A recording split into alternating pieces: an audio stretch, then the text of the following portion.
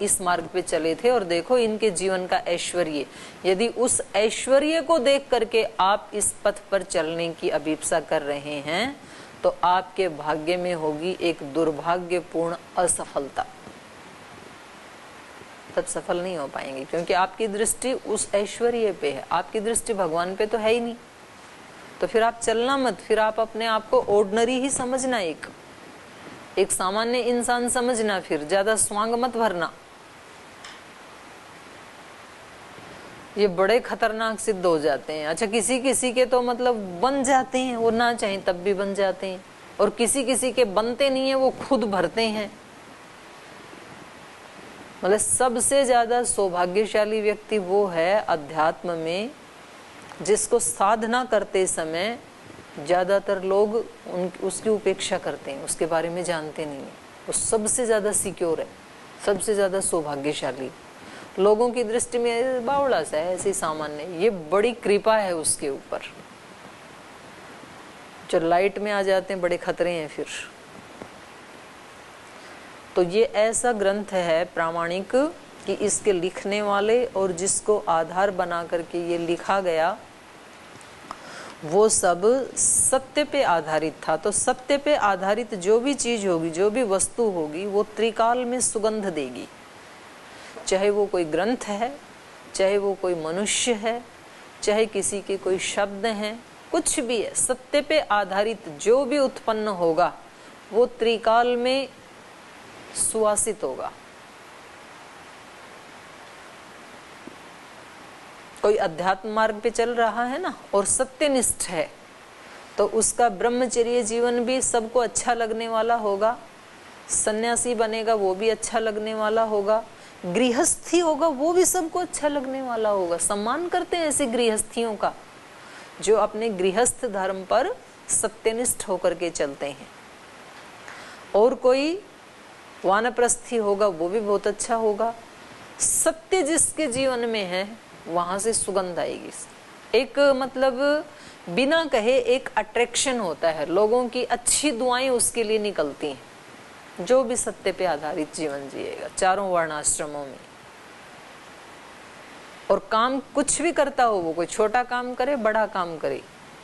एक स्वीपर भी यदि सत्यनिष्ठ होकर के रोज आपके यहाँ झाड़ू लगाता है ना तो सबसे अच्छा लगेगा वो आपको। सभी स्वीपर्स में उसका अट्रैक्शन एक अलग होगा। आपसे कहा जाए कि आपके कमरे में सफाई करवानी है तो आप कहेंगे जी उनसे करवाना। कोई रेलवे स्टेशन के ऊपर भी सफाई कर्मी है और आप 5-10 बार उधर से गए, बहुत लोग आपको मिले। कोई कुली भी है वहां पे, 5-10 कुली हैं और आप बार बार वहां से गए, और उनमें से कोई एक व्यक्ति ऐसा है जिसका पेशा कुली का जरूर है लेकिन उसका जीवन अत्यंत सत्यनिष्ठ है, आपकी पहचान बन जाएगी। आप 10 लोगों को बताएंगे कि वहां मैंने एक कुली को देखा, उसको बेचारे के पास रूखी सूखी रोटियां थी और उसके सामने वाला जो व्यक्ति है वो 2 दिन से भूखा था और वो तड़फ रहा था, तो उस व्यक्ति ने अपनी रोटियां उसको दे दी। तो उसकी छाप पड़ती है ना। किसी का भी आप ऐसा आचरण देखेंगे ना तो हमारे चित्त पे सत्य आचरण की सीधी सीधी छाप पड़ती है। संघर्ष तो आएंगे, और ऐसा व्यक्ति संघर्ष में कभी अप डाउन भी हो जाए ना तो भी आप ऐसा मत समझना कि भाई ये तो गया काम से। अप डाउन आते हैं, पीछे के भी तो संस्कार हैं। अभी तो वो बड़ा संभल संभल के चल रहा है, पीछे वाले संस्कार तो कभी फल देने के लिए आएंगे बीच में। तो ना तो उस व्यक्ति को उस समय धीरज खोनी चाहिए और ना दूसरे व्यक्तियों को भी उसको देख करके कभी उसका मजाक नहीं उड़ाना चाहिए, नहीं तो पाप लगता है। एक सत्य पे चलने वाले व्यक्ति की यदि आपने मजाक उड़ा दी तो आपने उसको हतोत्साहित कर दिया तो उसका आपको पाप लगेगा। तो उससे बचना है, अपने को नहीं करना वो पाप। तो ये बड़े विभांडक नाम के जो पति पत्नी हैं जो हम कथा सुन रहे थे यहाँ पे, ये बड़े राम पूजा पारायण हैं और अनअहंकृति शुश्रूषु हैं और जो पूज्य लोग हैं उनका सम्मान करने वाले हैं, समदर्शी हैं। मतलब उनकी पत्नी भी बहुत पतिव्रता है, पतिव्रता पति प्राणा नामना सत्यवती श्रुता, और दोनों मिलकर के तौ उभौ दंपत्ति नित्यम रामायण पारायण, रामायण का पाठ करते हैं। कोई मिल जाए तो उससे रामायण सुनते हैं, कोई नहीं मिले तो अपने घर में उसका पारायण करते हैं, पाठ करते हैं।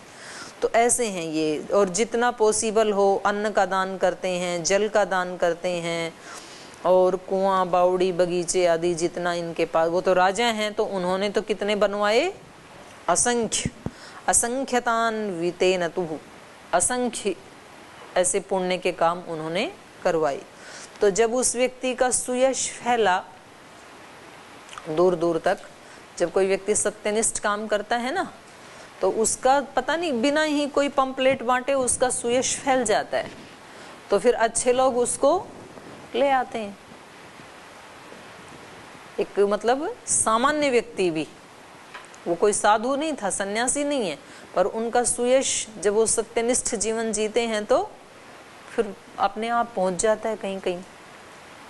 तो हमारे जैसे कक्षा में बहन माला जी बैठी हैं, तो इनके पतिदेव जो हैं वहाँ पहले डुमेट आश्रम में प्रिंसिपल के रूप में सेवा देते थे, और इनका बड़ा एक सत्यनिष्ठ और सेवा परायण जीवन था।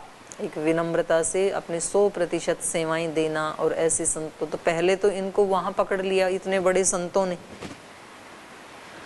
तो वहाँ भी वो बड़ी विनम्रता से, मैंने कई बार जाके देखा बच्चों को जो संस्कार ये देते थे, तो मतलब जैसे कोई अपने सगे बच्चों की उन्नति चाहते हैं ऐसे वहाँ सब, वहाँ तो उसके छोटे छोटे गांव के गरीब लोगों के बच्चे आते हैं, तो उनके साथ पुरुषार्थ किया, उनको सुयोग्य बनाया, और प्रीति पूर्वक। बड़ी बात यह है, स्ट्रेस नहीं होना चाहिए बच्चे के ऊपर। तो जब वहाँ जाके श्रद्धेय स्वामी जी महाराज ने देखा तो उनको वहाँ से पकड़ लाई। तो अब वो यहाँ पर भी ऐसे ही बहुत विनम्र भाव से अपनी सेवा दे रहे हैं। तो ऐसे कोई भी व्यक्ति सत्यनिष्ठ जीवन जिएगा। वो दूसरी बहन हमारी आई नहीं आज, जीवन माला जी, तो वहाँ वो भी ऐसे ही सत्यनिष्ठ होकर के अपनी सेवाएं देती थी वहाँ पे। और उनके बच्चे मतलब पति जो हैं वो गलत रास्ते पे चल पड़े थे, और उन्होंने ऐसे ही छोड़ दिया राम भरोसे बच्चों को और पत्नी को। तो उसने स्वयं सर्विस करके और अपने बच्चों को आचार्य कुलम में रखा, और वो संगठन में भी सेवा करती रही हैं शुरू से ही। पर एक बार भी उन्होंने ये नहीं कहा कि दीदी मैं संगठन में सेवा करती हूँ, मेरे बच्चों की फीस माफ़ कर दो। पूरी फीस यहाँ भरती हैं कि भाई ये तो जो आचार्य कुलम आदि चलते हैं उनमें भी तो खर्चा लगता है, तो मैं अपने गुरु के ऊपर बोझ क्यों बनूं। इसी माध्यम से कम मैं कुछ सेवा तो कर पाऊंगी, और मेरे बच्चों का भी निर्माण होगा। अगर मैं वहाँ नहीं पढ़ाती, कहीं और पढ़ाती, तब भी तो मैं देती ना। तो एक बार भी नहीं कहा उसने। और अभी भी वहाँ उसको 40-45 हज़ार रुपये मिलते थे, उसको छोड़ के यहाँ सेवा के लिए आ गई हैं। 60 हज़ार रुपये मिलते थे। तो जो कोई भी व्यक्ति मतलब सामान्य व्यक्ति भी सत्यनिष्ठ होकर के यदि कहीं सेवा करता है, कार्य करता है, आप अपनी कक्षा में सत्यनिष्ठ होकर पढ़ाई करने लगो, थोड़े दिन में आप अपने आप ही अपलिफ्ट हो जाओगे। आपने नहीं सोचा था ऐसे कि मैं अपलिफ्ट हो जाऊंगा, तो आप नज़रों में आ जाते हैं, कैमरे की नज़र में, ईश्वर के कैमरे की नज़र में। चाहे वो कोई ऑफिस में काम करते हैं, संवाद में काम करते हैं, खेती में काम करते हैं, पढ़ाई करते हैं, प्रवास का काम करते हैं, कहीं भी काम करते हैं हम, बस अपने सत्यनिष्ठ होकर के लगे रहो और धैर्यपूर्वक लगे रहो। तो इनके जीवन में जो विचलन आए उनमें भी ये कैसे रहे, धैर्य को धारण करके रहे। चाहे वो सीता माता के जीवन में आए, चाहे वो श्री राम के जीवन में आए, आते ही हैं। वो ही सौंदर्य है इस मार्ग का। तो ऐसे ही यहाँ पर ये जो दोनों पति पत्नी हैं, ये अन्न दान आदि दे करके और बहुत ही एक पवित्र जीवन जी रहे थे। तो जब इनका सुयश दूर दूर तक सुना, एवं राम परम नित्यम राजानम धर्म कोविदम तस्य प्रियाम सत्यवतीम देवा अपि सदा स्तुवन। तो फिर देव भी उनकी स्तुति करते हैं। स्तुति करते हैं मतलब एक दूसरे से उसका यशगान करते हैं। देव मतलब विद्वान पुरुष भी। भाई हमने वहां एक दंपत्ति को देखा, बड़े विशेष दंपत्ति हैं। तो ऐसे आप लोग करते हैं ना चर्चा, प्रवास में जाते हैं आप, तो फिर यहाँ के महाराज जी को बताते हैं, महाराज जी हम उनके घर में रहे, इतना पवित्र परिवार है, तो ऐसे परिचय हो जाता है। तो ऐसे इनका सुन करके एक बार विभांडक नाम के एक मुनि शिष्य ही द्रष्टु कामो, अपने शिष्यों के साथ उनको देखने के लिए आया कि भाई ऐसे पुण्य आत्मा है, तो उनसे मिल करके आते हैं, क्योंकि ये भी रामायण के प्रेमी थे, विभांडक और उनके शिष्य, और ये दंपत्ति भी रामायण के प्रेमी थे। तो आगे पढ़ते हैं, फिर विभांडकम मुनिम दृष्ट्वा सुखम आप्तो जनेश्वरः प्रत्युद्ययौ सपत्नीकः पूजाभिः बहुविस्तरम्। विभांडकम मुनिम दृष्ट्वा, इस विभांडक मुनि को आया हुआ देख करके, सुखम आप्त जनेश्वर, जना नाम ईश्वर, जनेश्वर, तो ये राजा जो है सुखम आप्त, सुख को प्राप्त हुआ, उसको बड़ा सुख लगा कि देखो एक ऋषि आज हमसे मिलने हमारे घर आए हैं, तो ऐसे उनको आया हुआ देख करके प्रसन्न हुआ। ये भी पवित्र हृदय का ही लक्षण है।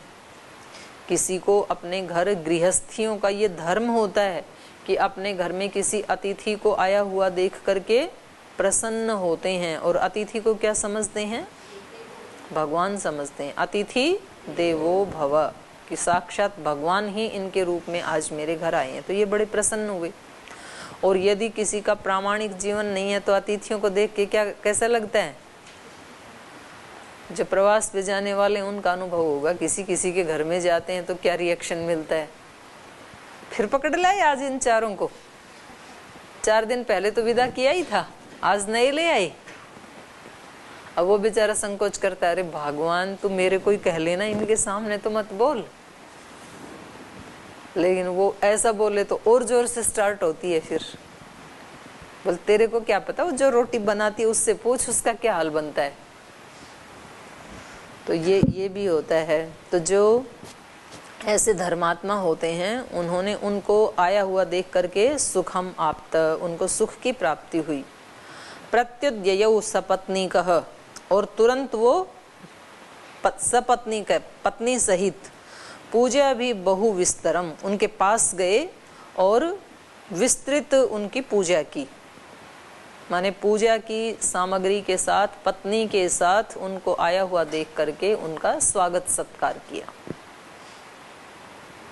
कृत आतिथ्य क्रियम शांतम कृतासन परिग्रहम निजासन गतो भूप प्रांजलिर मुनिम अब्रवीत। कृत आतिथ्य क्रियम, तो ये सत्कार आदि करके, आतिथ्य क्रिया जो है उनको करके, शांतम कृतासन परिग्रहम, और शांत स्वभाव से वो जो है वो आसन पर बैठ गए। कृतासन परिग्रहम, उनके लिए आसन दे दिया, वो आसन को ग्रहण करके बैठ गई। निजासन गतो भूपः, और राजा अपने आसन पे बैठ गया। पहले अतिथि को आसन पे बिठाया, फिर खुद आसन पे बैठ गए। प्रांजलि मुनिम अब्रवीत, और हाथ जोड़ करके मुनि से कहने लगे। तो इसका उच्चारण कर लेते हैं एक बार, है ना।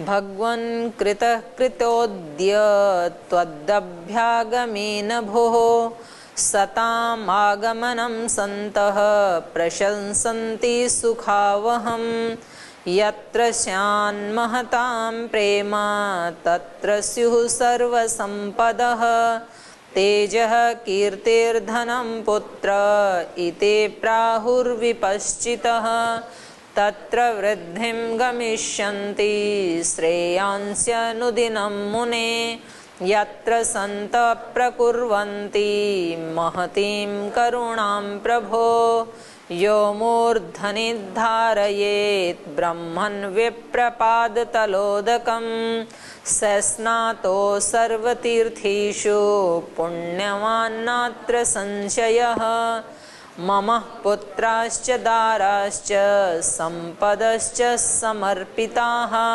समाज्ञापय शान्तात्मान् वयं किं कर्वाणि ते इत्थं वदन्तं भूतं तं स निरीक्ष्य मुनीश्वरः स्पृशन् करेण राजानं प्रत्युवाचाति हर्षितः।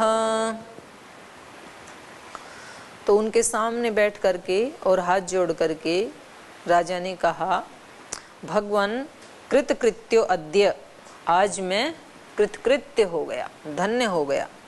त्वद अभ्यागमेन, आपके आने से।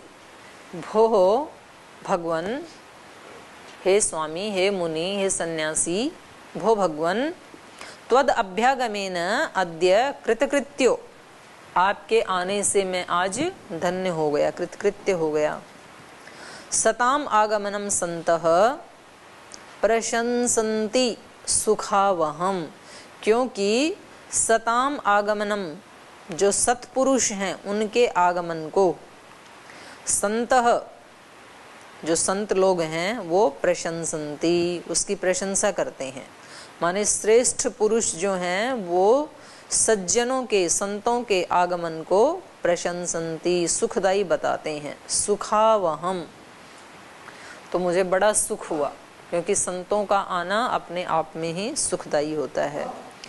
यत्र स्यान महताम प्रेम तत्र स्युः सर्व संपदः, क्योंकि जहाँ पर महताम प्रेम, जहाँ पर महान जनों का, संतों का प्रेम होता है, तत्र सर्व संपदः स्युः, वहाँ पर ही सारी संपदाएं होती हैं। जहाँ गुरुजनों के आशीर्वाद होते हैं, जहाँ माता पिता के, बड़ों के, विद्वानों के, वरिष्ठों के आशीर्वाद जहाँ होते हैं, वहाँ पर ही सारी संपदाएं मिलती हैं।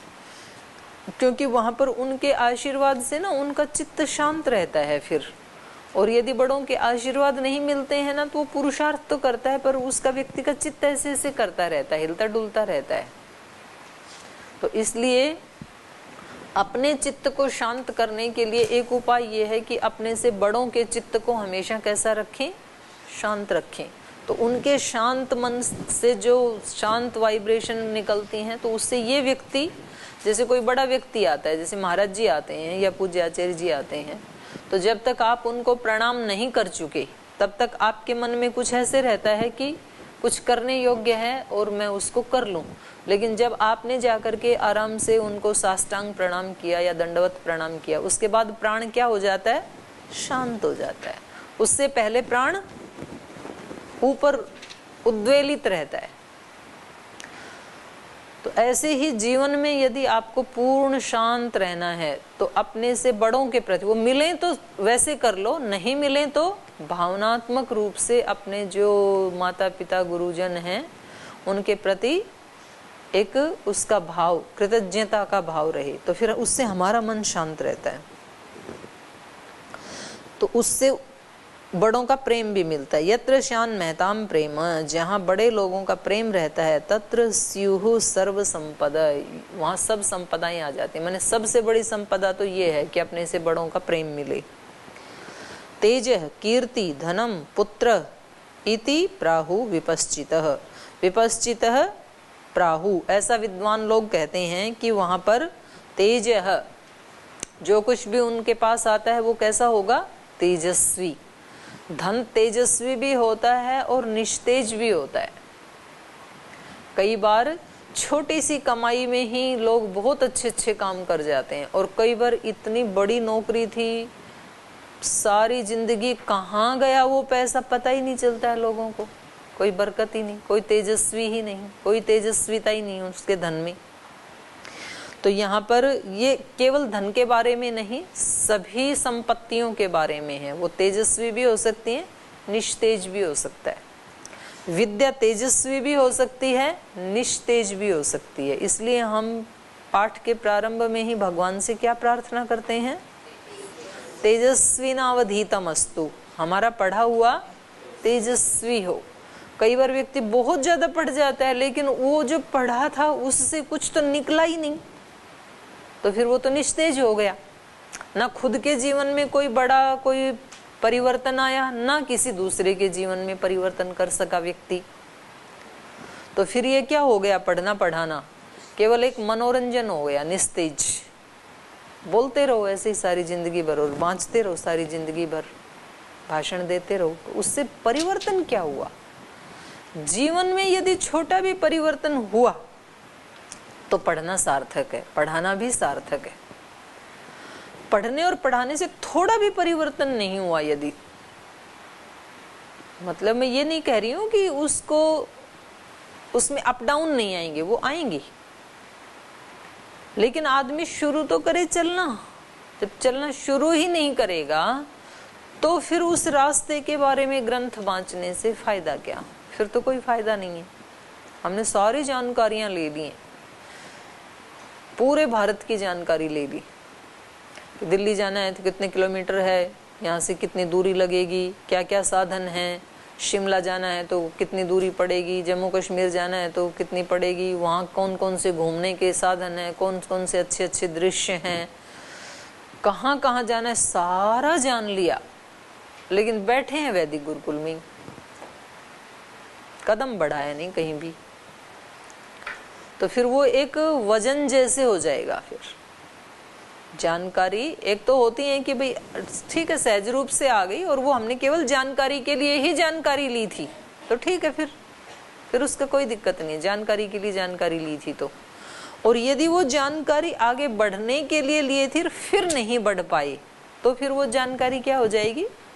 बाहर रूप हो जाएगी, वेस्ट हो जाएगी, निस्तेज हो जाएगी। वो अलग अलग जानकारियां होती है ना। एक तो हम जानकारी के लिए ही जानकारी लेते हैं कि भाई कोरोना से भारत में कितना नुकसान हुआ, और वहाँ ये हमने किस लिए लिया था? जानकारी के लिए जानकारी, ताकि उस जानकारी से हम और हमारे सर्कल में आने वाले लोगों को भी हम जागरूक कर सकें, तब ठीक है। और आपने जानकारी इसलिए ली थी कि हमें कुछ करना है, और जानकारी लेके कर नहीं रहे हैं कुछ भी, तो फिर वो जानकारी क्या हो जाएगी? निस्तेज। तेज, कीर्ति, धनम, पुत्र, ये सब आते हैं बड़ों के प्रेम से। अगर बड़ों का प्रेम हमारे सर पे है तो हमारा धन, हमारी विद्या, हमारी कीर्ति, ये सब कैसे होंगे? तेजस्वी। हमारी संतानें, पुत्र पुत्रियां, वो भी कैसे होंगे? तेजस्वी। ऐसा हमने सुना है।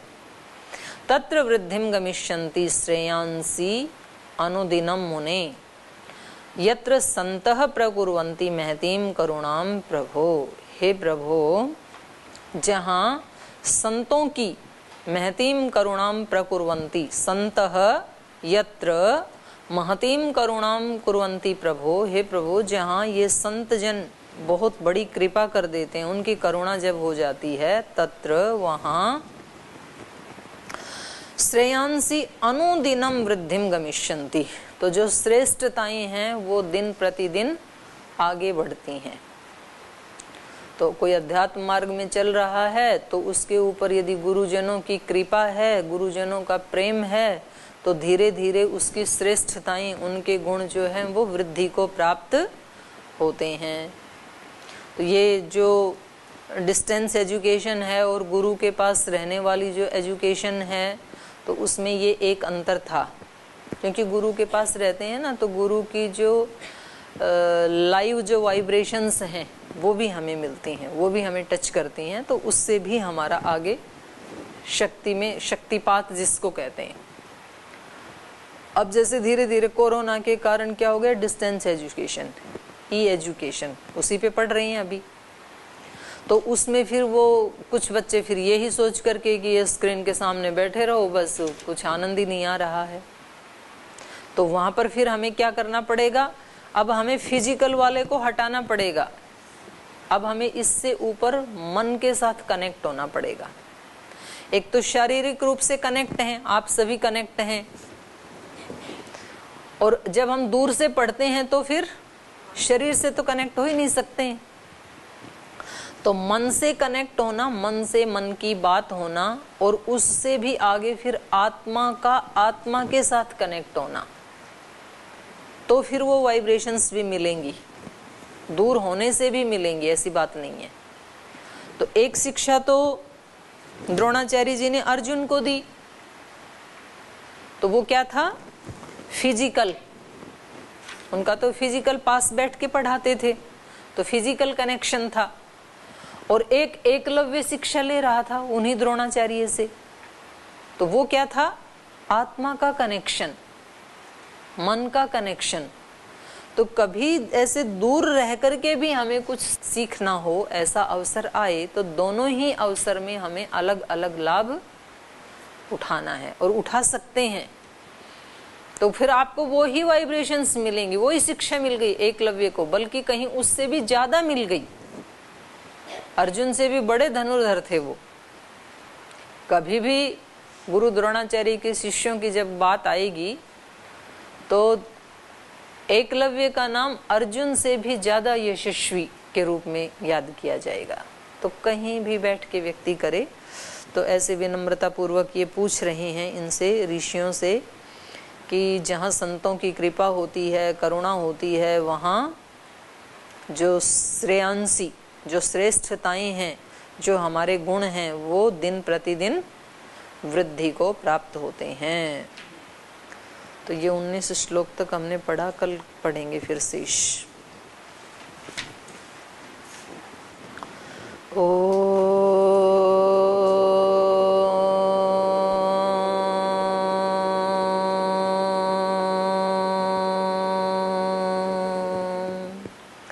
शांति शांति शांति। श्री गुरुभ्यो नमः। हे राम हे राम हे राम हे राम, जग में साचो तेरो नाम। हे राम हे राम हे राम हे राम, तू अंतर्यामी जग का स्वामी, तू अंतर्यामी जग का स्वामी, तेरे चरणों में चारों धाम। हे राम हे राम हे राम हे राम, तू ही बिगाड़े तू ही सवारे, तू ही बिगाड़े तू ही सवारे, इस जग के सारे काम। हे राम हे राम हे राम हे राम हे राम हे राम। ओम